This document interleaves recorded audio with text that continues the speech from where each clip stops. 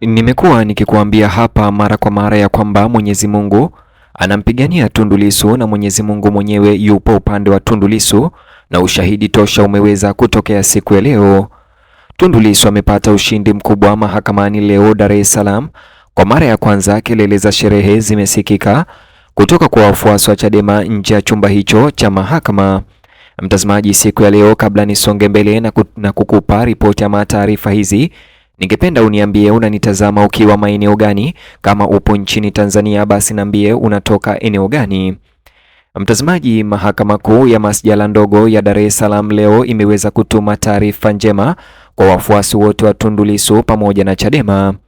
Sherehe ziliibuka jijini Dar es Salaam asubuhi au mchana wa leo, huku wafuasi wa Chadema wakiwa wamekusanyika nje ya Mahakama Kuu ya Dar es Salaam wakiimba na kushangilia kufuatia mafanikio makubwa ya kisheria yanayomhusisha Tundu Antipas Lissu.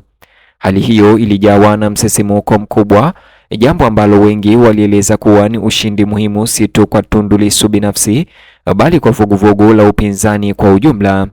Kwa mara ya kwanza baada ya wiki kadhaa, hali ya hewa kati ya wafuasi wake ilibadilika kutoka kutokuwa na uhakika hadi matumaini yanayoonekana. Mahakama Kuu iliyoko kanda ya Dar es Salaam ilitoa uamuzi uliotupilia mbali mapingamizi ya awali yaliyowekwa dhidi ya Tundu Lissu mahakamani baada ya Tundu Lissu kutaka kujiunga na kesi inayoendelea ya mgawanyo wa mali za chama cha Chadema. Uamuzi huu wa hivi punde ulimsafishia njia Tundu Lissu ya kushiriki kikamilifu katika kesi hiyo, na amekubaliwa na mahakama kuweza kuunganishwa katika kesi hiyo, ambapo awali wenyeji wa kesi hiyo waliweza kupinga Tundu Lissu kuunganishwa, lakini Tundu Lissu ameweza kushinda muunganisho huo. Maendeleo yanaonekana kuwa ya kimkakati na ya kimfano sasa hivi. Wafuasi walitafsiri uamuzi huo wa mahakama kama udhibitisho wa hadhi yake ya kisheria na umuhimu wake wa kisiasa ndani ya chama hicho cha upinzani. Uamuzi huo wa hivi leo umetolewa chini ya mamlaka ya Hamidu Mwanga, ambaye hakupata sababu za kutosha za kumzuia Tundu Lissu asiandikwe au kuunganishwa katika kesi hiyo ya mgawanyo wa mali. Kwa kukataa pingamizi hizo, mahakama ilisisitiza kanuni kwamba wadau wote wanaohusika wana haki ya kusikilizwa katika masuala yanayohusu uongozi wa chama hicho. Kabla tuende mbali zaidi, kuna kitu nimesahau mtazamaji, hivyo basi niwie radhi na uchukue sekunde yako moja ubonyeze alama ya like kisha usubscribe. Uamuzi huu wa sasa umeweka msingi wa mabishano ya kina ya kisheria juu ya usimamizi wa ndani wa rasilimali za Chadema. Wakati habari za uamuzi huo zikienea asubuhi na mchana wa leo, umati wa watu nje ya mahakama uliongezeka, huku wafuasi wakipeperusha rangi za chama na kuonyesha imani mpya kwa uongozi wa Tundu Lissu. Nyimbo za sherehe zilionyesha hisia pana kwamba hii ilikuwa zaidi ya ushindi wa kiutaratibu. Hata hivyo, mimi binafsi naona kana kwamba Tundu Lissu ni mtu mwenye nguvu sana na ni mtu ambaye hachoki, kwani Tundu Lissu tayari anakabidhiwa na kesi ya uhaini ambayo ni kesi kubwa sana na ambayo imemtatiza tokea ama kuanzia mwaka jana, na kesi hii imekuwa ndefu sana, lakini Tundu Lissu hataki kabisa kupumzika na sasa hivi amelilia mpaka akafanikiwa na kushinda kuunganishwa katika kesi nyingine, ila hali tayari ana kesi ya uhaini inayomkabili. Kwa kweli Tundu Lissu sio mtu wa kawaida. Kwa wengi, uamuzi huu wa leo uliashiria mabadiliko katika kesi ambayo imeibua mgawanyiko mkubwa ndani ya chama. Kiini cha mzozo huo ni suala tata linalohusu ugawaji wa mali za chama kati ya Tanzania bara na Zanzibari. Kesi hiyo imefichua mvutano wa msingi kuhusu udhibiti wa fedha na mamlaka ya kiutawala ndani ya Chadema. Kutokubaliana huko sio tu kumesababisha kuchukuliwa hatua za kisheria, bali pia kumeibua mijadala ya kisiasa miongoni mwa wanachama na waangalizi wa chama kote nchini. Walalamikaji katika kesi hiyo ni pamoja na Said Issa Mohamed kutoka Zanzibari pamoja na wadhamini kutoka Zanzibari ambao wanadai kuwa kumekuwepo na usawa wa namna rasilimali za chama zinavyogawanywa. Wanadai kuwa mfumo wa sasa unadhoofisha upande mmoja wa muungano, hivyo kuzua maswali kuhusu haki na uzingatiaji wa vipengele vya kisheria vinavyoongoza vyama vya siasa. Madai yao yanatokana na madai ya ukiukaji wa sheria ya vyama vya kisiasa Tanzania, haswa vifungu vinavyodhibiti uwazi na usambazaji sawa wa rasilimali. Kulingana na hoja yao, muundo uliopo unashindwa kukidhi viwango hivi vya kisheria, hivyo kulazimu kuingilia kati mahakama.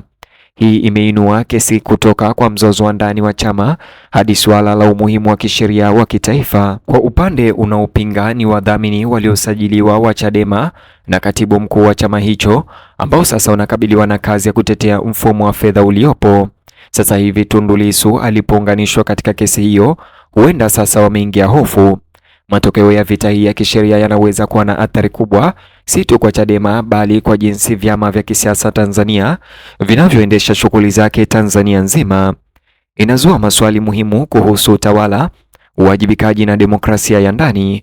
Walalamikaji hao pia wameomba vielelezo kwa ufafanuzi wa mahakama, ikiwamo kusimamishwa kwa muda kwa shughuli zote za kisiasa za Chadema hadi suala hilo au kesi hiyo itakapopatiwa ufumbuzi. Hatua kama hiyo ikiwa itakubaliwa, itaathiri pakubwa shughuli za chama cha Chadema na uwezo wake wa kushirikiana na wafuasi. Hili limeongeza wigo wa kesi na kufanya ushiriki wa Tundu Lissu kuwa na maana zaidi. Kwa kuingia kwenye kesi hiyo, Tundu Lissu anatarajiwa kuleta utaalamu wa kisheria na uzito wa kisiasa kwenye shauri hilo. Ushiriki wake unatazamwa na watu wengi kama kibadilishaji mchezo kinachoweza kubadilisha mwelekeo wa kesi hiyo mahakamani. Wafuasi wanaamini kuwepo kwake Tundu Lissu kutahakikisha kwamba maslahi ya chama yanalindwa kwa nguvu, huku wakosoaji wakihoji kuwa kunaweza kuzidisha migogoro ya ndani.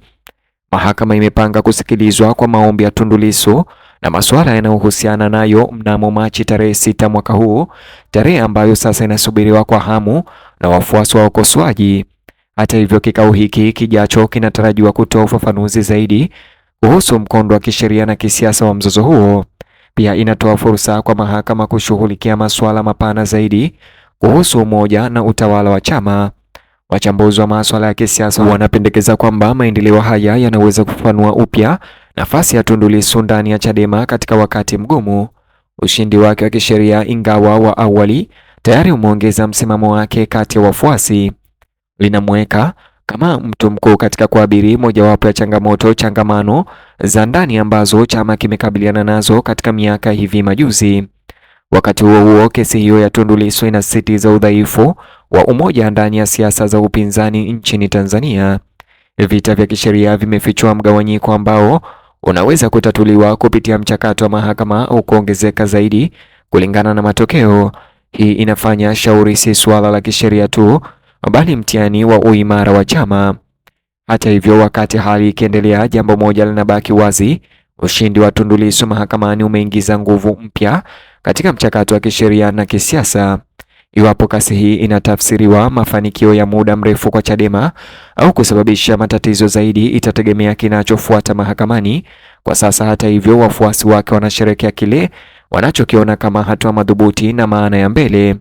Mtazamaji, ni hayo tu ambayo nimefanikiwa kukuandalia katika video ama taarifa hizi kumhusu ushindi wa Tundu Lissu katika kesi hii ya mgawanyo wa mali ndani ya Chadema kati ya viongozi wa Tanzania bara na viongozi wa Zanzibari.